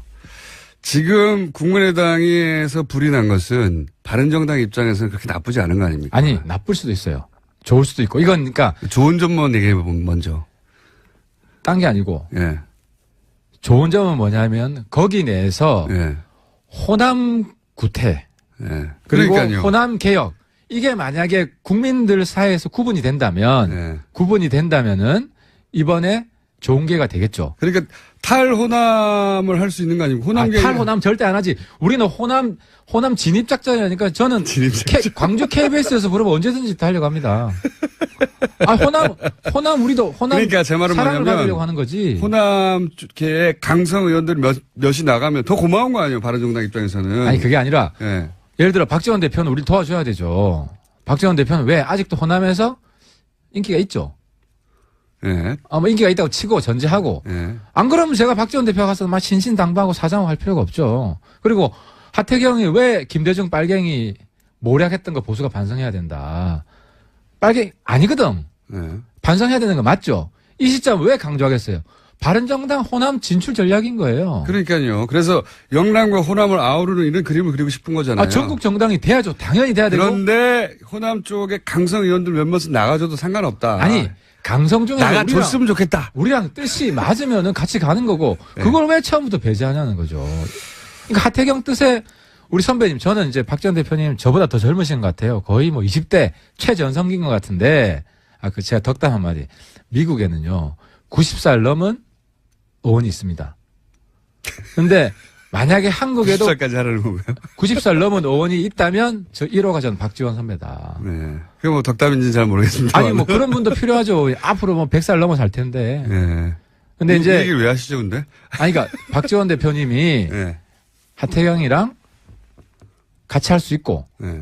우리 후배들을 위해서 마음을 비우고 가겠다. 새로운 전국 정당을 바른 정당만 보면 그럴 수도 있는데 이쪽에서 의심하는 것은 바른 정당에서 끝나지 않고 한국당까지 간다. 그러니까 지금의 한국당이 아니라 그러니까 한국당이 어려워졌을 때 거기서 일부 혹은 뭐 절반 뭐 그 이상을 흡수하여 그러니까 새로운 보수정당을 만들고 그 보수정당의 대선 후보가 본인이 될 수 있다고 생각하니까 안철수 대표가 이 통합을 저는 끌고 가는 거 아닙니까? 박지원 대표가 나중에 한국당에 구애할 수도 있습니다. 왜냐하면 DJ가 그렇게 해서 대통령이 된 거잖아요. 아니 JP가 요즘으로 치면 홍준표예요. 빨갱이 잡던 사람이에요. JP가. DJ 빨갱이로 매도하고 그랬던 앞장선 사람이 JP인데 정권을 잡기 위해서 DJ가 JP까지 끌어안았어요. 저는 박지원 대표는 나중에 대통령 선거가 왔을 때 국민의당의 누군가가 뭐 안철수 대표가 될 수 있고 다른 사람이 될 수 있지만 집권 가능성이 있는데 1, 2% 모자란다 그러면은 저쪽에 빨갱이 잡던 사람까지도 손잡을 수 있는 사람이 박지원이다. 박지원 대표가 출마합니까? 대선에? 아니 박지원 대표는 또 정권을 만들고 싶어 하겠죠. 물론. 예. 네, 그러면 거기에서 큰 통합을 해라. 그때는 아마 박지원 대표가 DJP 정신에 따라서 홍준표 대표에게 손을 내밀 것이다. 아니 그럴 수 있는 분이라는 거죠. 그 정도로 이 큰 정치인이고. 그거까지는 안 하실 거라고 봅니다, 저는. 아니 그때는 홍준표 없을 거예요. 그래서 그 걱정할 필요는 없고 새로운 누군가 또 있다면 누가 될지는 모르겠지만. 지금 그럼 유승민 대표의 입장은 지방선거까지는 어쨌든 통합은 안 한다는 거죠. 지방선거까지는 최소한. 이렇게 말씀드릴 수 있습니다. 통합이 목표는 아닙니다. 그건 맞습니다. 목표는... 하지만 배제도 안 합니다. 배제도 안 합니다. 그러니까 되면 하고 안 되면 안 하고. 아니 근데 우리가 네. 먼저 합당하자고 주장은 안 합니다. 유승민 대표가. 그렇죠. 왜냐면 국민의당이 안철수 대표 계속 하자고 하니까. 그러니까 당에서 예. 국민의당에서 당론으로 정식 제의가 들어오면 우리는 그때 검토는 해볼 수 있어요. 예. 우리도 의총을 열고 예. 당 대표자회를 열고 검토는 해볼 수 있는데 우리가 먼저 합당하자 그러면은 지난번에 제가 말씀드린 우리가 페어플레이 하겠다. 우리가 어리라는 거 잘 안다. 그래서 국당이 정리되지 않은데 국당을 흔들기 위해서 지금 김호준 대표가 이야기하는 거는 우리가 뭐 박지원, 박정천이라 그러더라고요. 그분들 쫓아내려고 우리가 먼저 흔들어서 그런 식으로 우리가 공세적인 합당을 추진하려고 하는 거 아니냐. 그런 그건 질문은 아니었어요. 그건 안 한다는 거는 내가 수차례 속셈이 뭐냐 이거였지 그냥. 아니, 그러니까 그거를 우리 속마음은 내 속마음도 매일매일 바뀌는데 그걸 어쨌든 1순위로 통합은 아니지만 선거연대가 1순위지만 통합의 기회가 온다면 우리도 진지하게 고려해볼 수 있다. 국민의당에서 공식 합당 제의가 들어오면 예. 우리는 의총은 아닐 수가 없죠. 국민의당에서 마지막으로 그러면 국민의당에서 지금 분란 어떻게 정리될 거라고 전망하십니까? 그러니까 안철수 대표는 물러설 수가 없어요. 이제는 제가 보기엔 통합으로 가는 길에서 이 정도까지 왔는데 물렀으면 바보가 되는 거기 때문에 최악의 시나리오 제일 걱정되는 거는 국민의당이 어떻게든 결론을 내줬으면 좋겠어요. 결론을 안 낸 채 결론을 안 된 채 쭉쭉 가다가 네. 각자 도생하는 네. 이게 최악의 시나리오예요. 그러니까 그래서 저는 국민의당한테 요청하는 게 합당하는 결론도 안 나는 거 하지 말고 이야기를 선거연대 좀 조기에 진행을 하자. 근데 안철수 대표는 그런 생각이 없잖아요. 지금 보십시오. 계속 통합 얘기를 그러니까 하잖아요. 안 대표는 네. 자기의 정치적 승부수를 합당 깃발을 들고 성사시키면 내 리더십이 확인이 된다. 여기에 배팅을 한 것 같아요. 풀 배팅을. 그거 아니고는 본인이 당대표에 출마했던 이유가 이대로 한 2달만 지나면은 당이 없어지니까 본인이 가서 2달 이내에 어떻게 하겠다고 했는데 거꾸로 지지율이 떨어지고 있잖아요. 그러니까 본인의 어떤 리더십도 확인시켜주고 이 지방선거를 돌파하려면 그리고 큰 그림상으로도 통합 말고는 방법이 없는 거예요. 지금 길이. 그러니까 안 대표의 리더십이 이번에 확인될 거다. 예. 국당을 정리해서 국당의 당론으로 합당을 제외하는 일이 온다면 안 대표가 승리한 거죠. 근데 그게 정리가 안 되고 내부에 계속 찌직 먹고 저렇게 시간만 가다 보면 뭐 결과적으로 아무것도 안 되면 안 대표는 어느 쪽이 더 가능성이 높다고 보십니까? 아니 그건 제가 일단 한번 던지고 근데 저는 염색 걸죠. 염색. 솔직히 안 대표가 국당하고 바른정당이 연대해야 우리가 살기 때문에 네. 적대적 양당 체제는 안 되기 때문에 제가 오늘부터는 안 대표 도와드립니다. 왜 어떻게 도와드리냐? 그 나머지 분들이 자꾸 허위사실, 왜곡 이런 거 하는 거 제가 해명해 드리면서 그게 사실이 아니다. 자유한국당과 합치지 않는다. 그렇지. 그런 부분은 제가 명쾌하게 답변 드릴 수 있다는 거죠. 그래서 그러니까 안 대표가 결국 통합 제안을 공식으로 하게 됩니까? 아니면 못 하게 됩니까? 둘 중에 하나 거세요. 저는 안 대표가 이번에 예. 큰 정신으로 다시 태어나길 바랍니다. 바랐기 때문에. 예, 그리고 안 대표가 살아야 됩니다. 소중한 자산입니다. 그래서 많이 지금 안 초딩 엄청 지금 뭐 이렇게 비난을 많이 받았지만 안 대표가 적어도 국민의당을 만들 때는 저는 굉장히 놀랐어요. 그런 저력이 안 대표한테 있다. 그래서 통합 제안을 할 것이다. 국민의당이 네. 합당 제안을 할 수 있을 정도로 안 대표 리더십이 확인되기를 바랍니다. 제가 그게 최선의 답변이다. 아니 기대 말고 예. 전망. 예언. 그거 한다 안 한다 둘 중에 하나 걸고. 그러니까 바른정당으로 하여금 결단을 이렇게 하게끔 고민하게끔 하지 마라 그 말씀을 드리고 싶어요. 예. 그러면 한다에 그러니까 선거연대부터 빨리 하자. 왜냐하면은 통합 제안 한다? 선거연대 그 다음에 다른 건 다음에 논의하자. 통합 제안 한다에 한 표 하시는 거죠 그러면? 예. 솔직히 잘 모르겠어요. 요즘 솔직히 잘 모르겠어요. 국민의당 보니까 예. 서로 막 제압이 잘 안 되던데. 예. 그러면 제가 하는 걸로 하고 고기 한 판 걸겠습니다. 네, 지금까지 바른정당의 하태경 최고위원이었습니다. 감사합니다. 네, 감사합니다. 장관실에 전달한 순간, 예. 장관이 뜯어본 순간, 예. 그때부터 그 내용의 인지와 승리, 의미가 포함됩니다. 예. 그리고 나서도 덮는 순간 예. 다시 돌려줄 때, 예. 지시가 이루어지는 그 과정을 거쳤기 때문에 예. 승인과 지시가 포함된다고 봅니다. 단, 예. 한 달에 한두 번 건을 갖다 예. 일반 결제문에 예. 여가지고 통상적으로 보고 나서 이렇게 했다면은 예. 그 인지했다는 걸 의미할 볼 수 있죠. 아, 그렇죠. 네. 네. 뭐 한 달치를 요약해가지고 이런 일이 있을 거나 하고 인지했다. 그럴 때 부인하면 인지지만 네. 이건 매일매일 어제 한 일을 확인하고 그리고 내일도 또 할까요? 라는 승인을 하고 그렇죠. 지시하는 의미란 말이죠. 어제 일을 잘했구나. 내일도 또 해. 이런 의미라는 거 아닙니까? 당연히. 그러니까 그 당시에 내가 방금 나왔잖아요. 매일 이루어지는 후속 보고이기 때문에 예. V자일 뿐 승인과 지시가 의미가 함축되어 있다. 예. 그것은 뭐냐면은 그 2012년도 2월 달에 사이버사 작전 지침이 있잖아요. 예. 그 내용을 근간에 서명을 했잖아요. 예, 예. 그 내용을 근간으로 보고서를 만들기 때문에 예. 굳이 서명을 안 해도 매일 들어가는 보고서는 지시와 승인이 포함됐다고 저는 생각합니다. 당연히 그 실제 결재를 받으러 가셨던 분의 판단이 이러하고 실제 또 이런 문건에 예를 들어서 이런 부분은 더 알아봐라. 이런 부분은 어떻게 해라. 이런 내용도 있지 않습니까? 그렇죠. 만약에 그 당시에 그 지시와 승인이 안 했으면은 예. 뭐 간헐적으로 하는 보고서 아니고 예. 매일 가니까 예. 이거 보고서 한 번 더 엮지 마. 예. 만들지 마. 예. 라고 지시했으면은 굳이 이태하 단장과 연재옥 사장이나 옥동원 사장이 왜 보고서를 만들겠습니까? 그렇죠. 예. 예. 나는 그에 대해서는 참 나도 공직자를 했지만은 말도 안 되는 소리다. 말에 동조할 수 없습니다. 예. 만약에 이거에 승인과 지시의 의미가 없다면 말씀하신 대로 이거 매일 왜 가져와? 그렇죠. 하면 끝나는 거거든요. 네. 예. 근데 매일 보고 매일 체크를 했다는 건 이전 거를 승인하고 앞으로를 계속 지시하는 거 아닙니까? 연속하라고. 네. 당연한 이야기고. 그리고 피드백도 있었죠. 장관 쪽에서. 네. 당연히. 네. 뭐 예를 들면 어떤 피드백이 있습니까? 통상적으로 이제 장관님 것은 원본이다 보니까 다른 장관님과 의장님 정책실장급만 우리 이제는 관심을 갖죠. 예. 가지고는 항상 그 해수에 와서 뭐 체크사항이 있나, 예. 뭐 지시사항이 있나. 그리고 나서 이제 그날 오후에 한 16시경에 예. 회의를 하죠. 예. 예, 회의. 그래서 뭐 어떤 피드백이 있습니까? 그 당시 피디본 내가 저기 나가실 때는 피디본인데 줄 쳐진 걸 내가 많이 봤죠. 이런 줄이 쳐져 있다. 피디본 내가 큰 내용을 못 봤지만. 예. 예. 자, 또 이런 얘기도 합니다. 뭐냐면, 이 댓글을 본 적도 없다. 이 장관은 계략적인 것만 알지 댓글을 본 적도 없는데 어떻게 지시를 한단 말이냐. 이런 식의 변호도 있어요. 네. 여기 대해서는 뭐라고 하시겠습니까? 그러니까 참여정부실 우리 합참 의장이실 때 우리 김관희 장관님께서는 예. 그때는 댓글을 본 일이 없죠.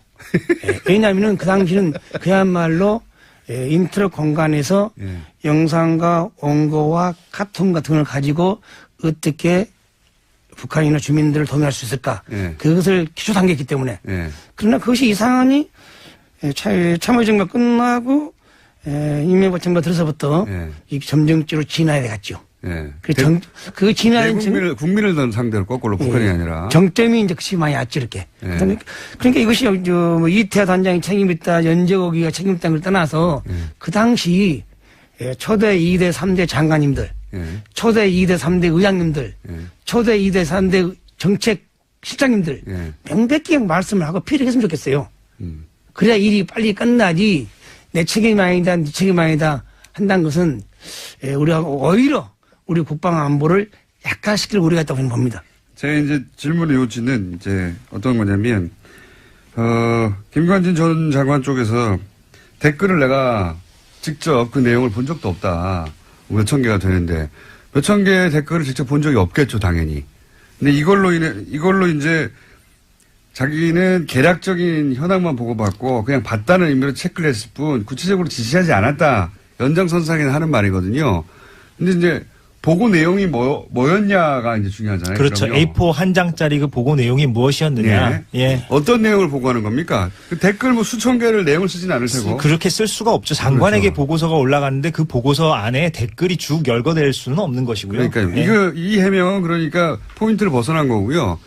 그 보고서 내용이 그럼 구체적으로 어떤 겁니까? 예를 들면. 통상적으로 이제 좀 진화돼 가지고 예. 최초에는 국방이나 군사 북한을 했는데 예. 어느 날 갑자기 뭐 국가 정책 4대강 사업이나 또 뭐 어차피 제주 해군기지, 예. 또 뭐 자원외교, 예.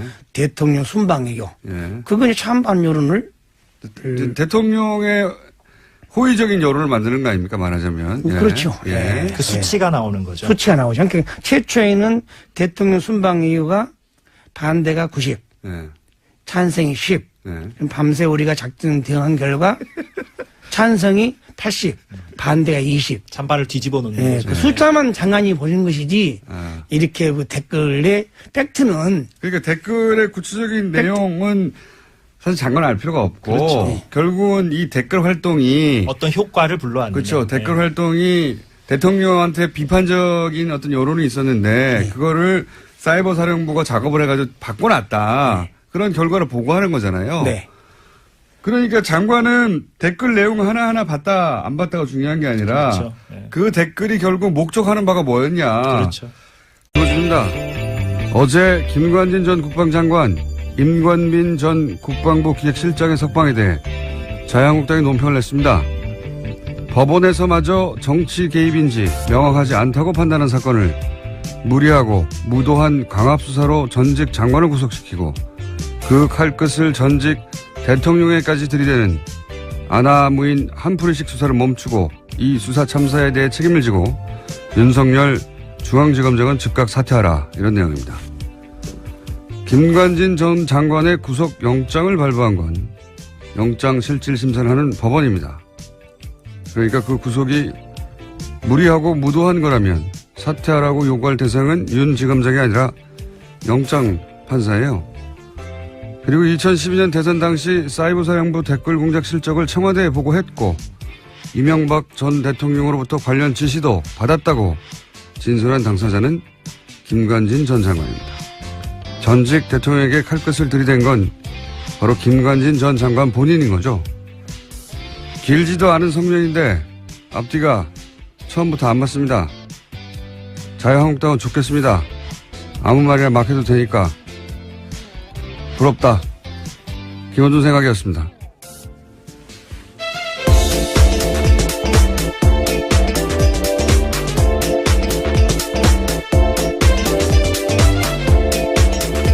시사에 김은지입니다.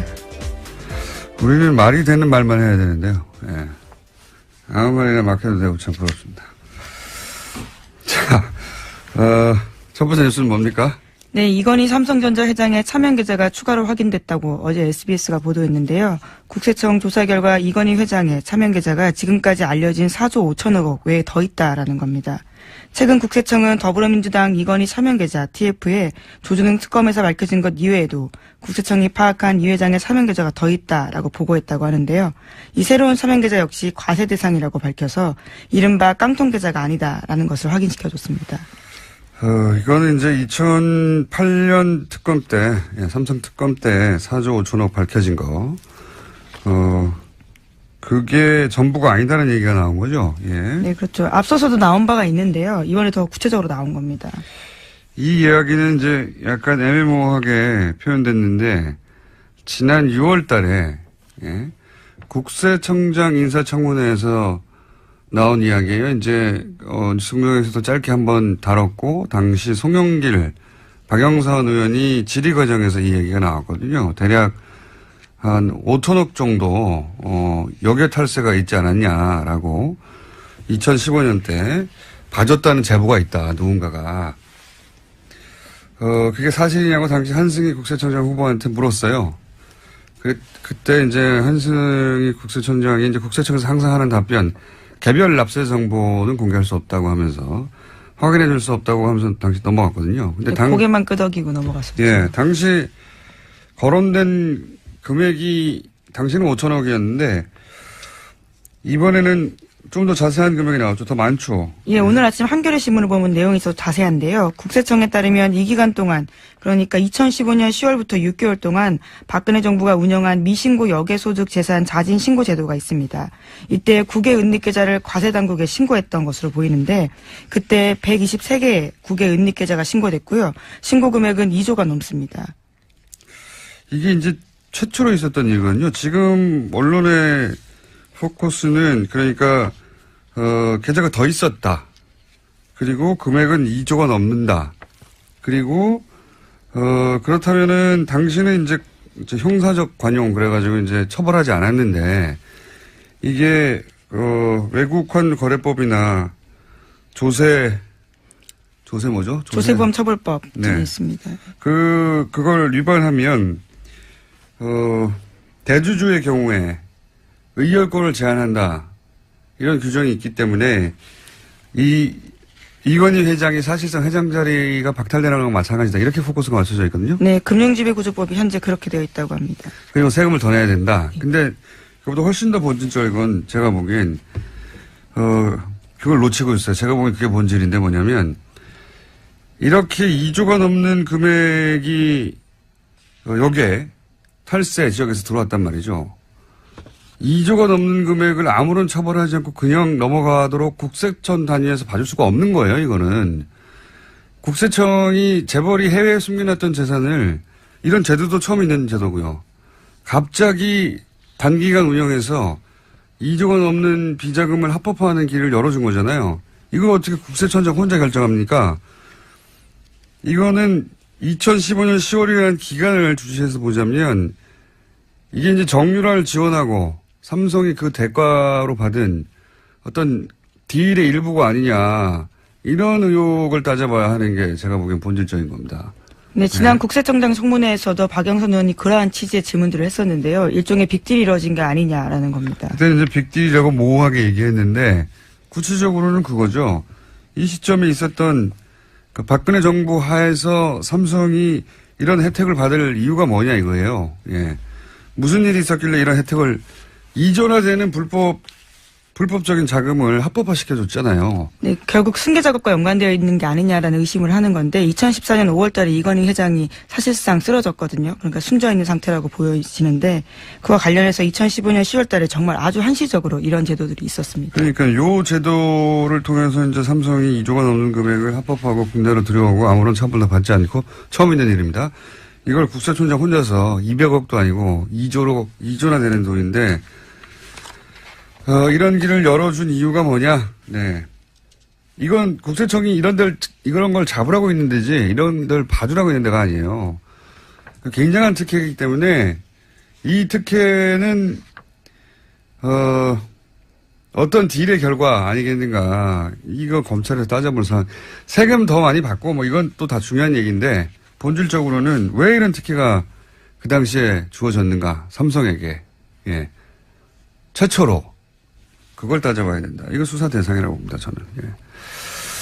이걸 아무도 지적하지 않기에 제가 날카롭게 지적해놓고 이게 본질이다. 예. 자, 다음 뉴스는요.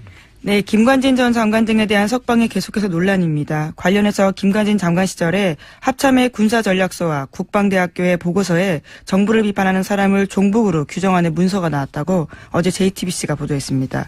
뿐만 아니라 군이 민간 사이버 요원을 활용해서 대응해야 한다라는 내용도 나와 있는데요.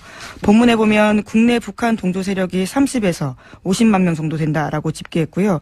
잠재적 종북 세력이 300만 명이라면서 4대강 사업이나 반값 등록금 등 이명박 정부의 정책에 반대하는 움직임에 북한의 개입이 있다라고 주장하고 있습니다. 4대강 사업 반값 등록금. 예. 그거 반값 등록금을 주장하거나 4대강 사업을 반대하면 북한 종북이라는 거 아닙니까? 네. 예, 그래서 군이 사이버전 대응 능력을 강화해야 된다. 그러니까 댓글을 달아야 된다라는 취지의 논리로 이어지는데요. 그러니까 사이버 사령부는 이제 대북 활동을 했다라고 하는 논리를 만들다 보니까 이렇게 논리가 연결된 거잖아요. 4대강 사업을 반대하는 게 북한의 동조하고 종북이라는 논리로 사이버 사령부는 대북 활동을 했다고 주장하는 거 아닙니까? 말도 안 되는 소리죠. 예. 네, 김관진 전 장관 시절에 일어났던 일이라고 합니다. 네, 이제 석방이 됐고요. 네. 네, 관련 문건은 김종대 정의당 의원이 확보했다라고 하는데요. 어제 JTBC가 보도했습니다. 알겠습니다. 자, 이게 정치 개입이 아니면 뭡니까? 네. 자, 다음 뉴스는요. 네, 법원이 전병헌 전 수석의 구속영장 청구서에 발부란 있는데요. 거기에 도장을 찍었다가 지웠다라는 흔적이 있다고 한국일보가 보도했습니다. 그러니까 발부란에 수정 테이프, 일명 화이트로 지운 흔적이 남아있고 기각란에 도장이 찍혀 있다라는 건데요. 이에 대해서 서울중앙지법 관계자의 해명이 있습니다. 확인이 어렵다면서 여러 영장 청구서에 도장을 찍다가 헷갈려서 화이트로 고치는 경우도 있지만 전국적으로 발부 또는 기각된 게 중요하다라는 겁니다. 아니죠. 여기서는 발부했다가 지웠다는 게 훨씬 중요한 거죠. 네, 물론 기사에 따른 해명은 그렇습니다. 제가 어제 전병헌 전 수석 같은 경우에는 MB가 살렸다라고 표현했는데, 처음에는 구속영장을 찍었다가 김관진 실장 석방 이러면서 형평을 맞추려고 기각으로 한 거예요. 어차피 재청구하면 발부하려고. 예, 그런 계산이라고 봅니다. 굉장히 공교롭게도 그렇게 화이트가 칠해져 이걸 또 있었다. 누가 확인했어요. 예. 이 기자에게 박수를 보냅니다. 네, 오늘 아침 한국일보입니다. 야, 이런 디테일 아주 좋습니다. 자, 법원이 정치하는 거죠. 법원이 정치하는 겁니다. 자, 다음 뉴스는요. 네, 전국 법과대학 교수회가 어제 논평을 냈는데요. 제목은 이렇습니다. 사법부의 독립을 해치는 행위는 자제되어야 한다라는 건데 교수회 같은 경우에는 전국에 60여 개 법대 교수 400여 명이 회원으로 참여하고 있다고 합니다. 내용을 보면요. 과거의 적폐를 청산하고 미래를 더 투명하고 공정하게 하려는 노력에 지지를 표한다면서도요. 모든 시도는 헌법이 보장하는 삼권분립과 견제가 그리고 균형, 개인의 인권보호 등 공동체의 가치 속에서 이루어져야 한다라고 주장했습니다. 그러니까 신광열, 지금 쭉 얘기하고 있는 신광열 수석부장판사가 김관진, 임관빈 두 국방부 고위 관료들을 석방시킨 것에 대해서 비판 여론이 많자, 예. 또다시 이제 어제 하루 종일 포털에 나왔던 기사인데요. 예. 법대 교수들이, 이 석방한 신광열 판사에 대해서 인터넷에서 신상털기하고 험담하는 건 자제해야 된다. 이런 연합뉴스 기사죠. 예.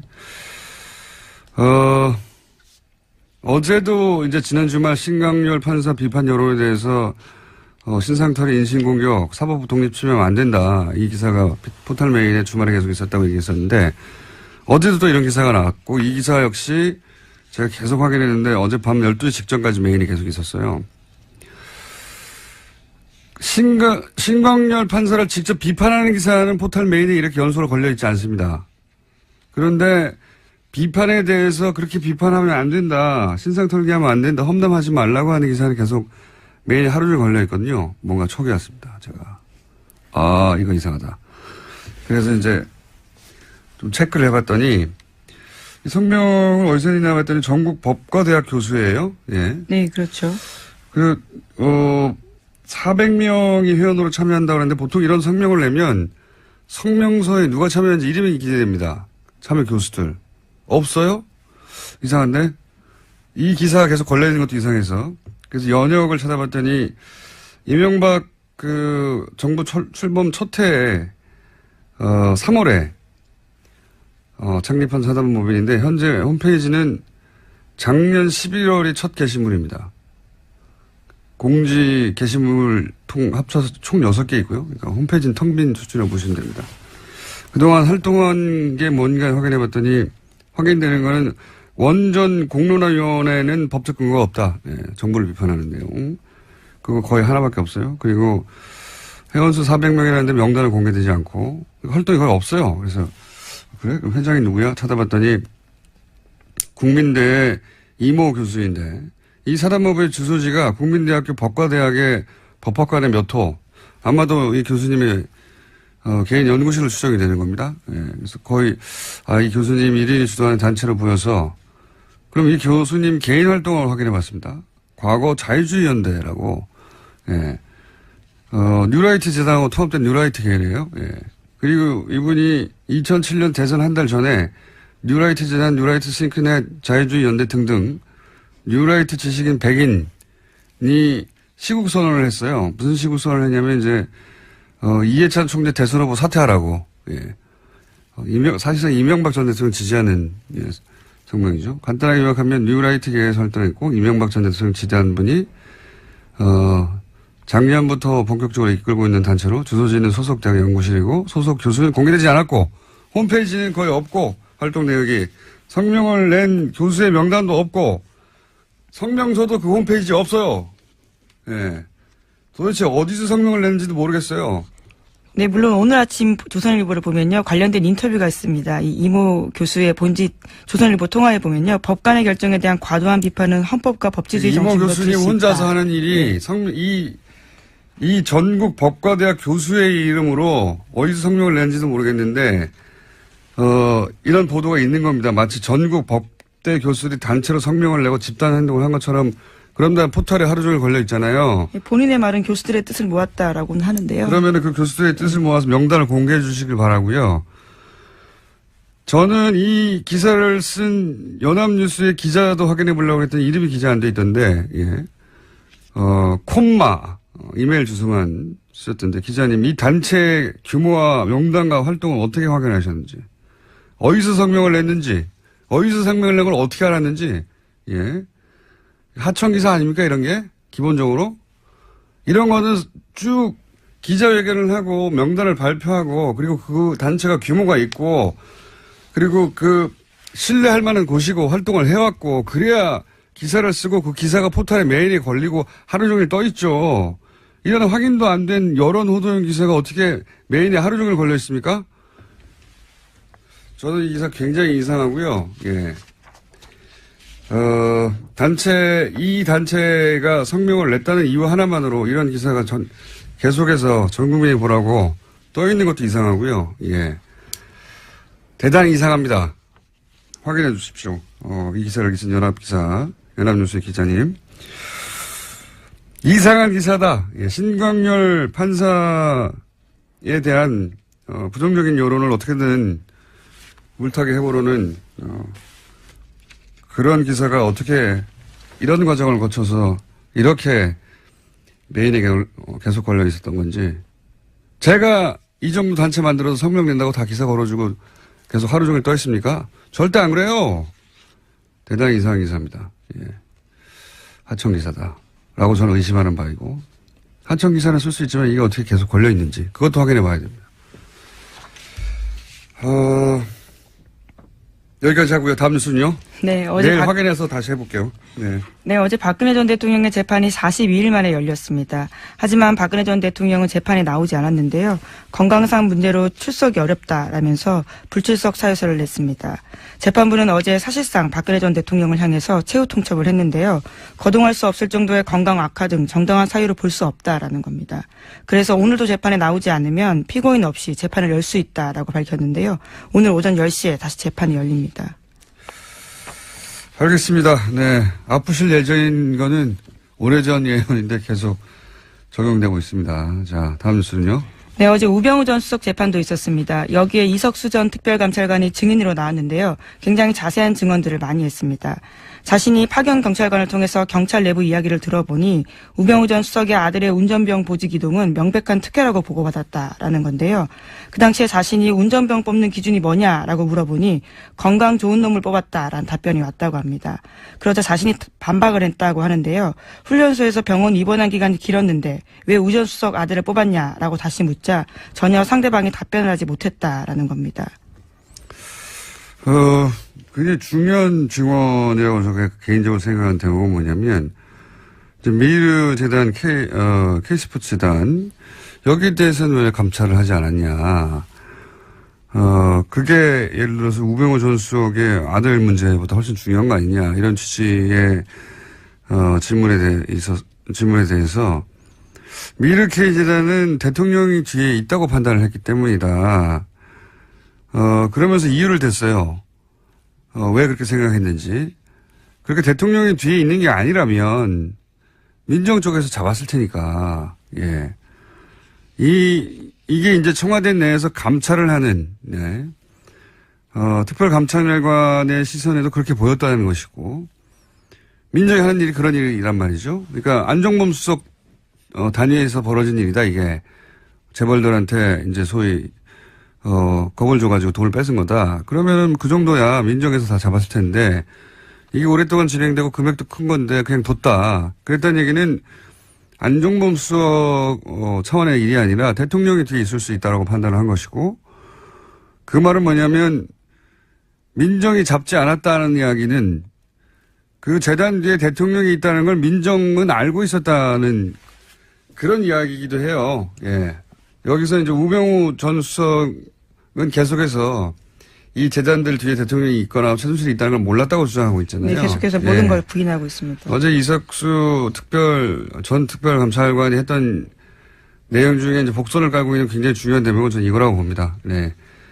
우병우 전 수석은 당연히 알만한 위치에 있었고, 당연히 대통령이 그 뒤에 있다는 걸 알고도, 예, 그냥 뒀다라고 얘기한 거죠. 예, 그 외에 뭐, 아들 특혜나, 뭐 이런 문제는 마이너한 문제라고 봅니다, 저는. 예, 특히 있었겠죠. 예. 본인도 이제 청탁 받은 사람까지 확인했는데 누군지 말하지 않았다는 거잖아요. 예, 특혜는 맞는데. 그리고 이런 얘기도 했죠. 그 감찰 조사를 하려고 했더니 이제 답변서에 불법 감찰하면 형사처벌 대상된다라고 우병우 전 수석이 답장을 보냈다죠. 질문에 대한 답은 안 하고. 그러니까, 까불면 네가 갑방 간다? 이런 협박인 거죠. 예. 우병우 전 수석의 힘이 그 정도였다. 실제로 전화를 걸어서 언론에 문제 제기해도 다음 주면 조용해질 텐데 왜 성급하게 감찰하냐 이렇게 항의한 바도 있다고 합니다.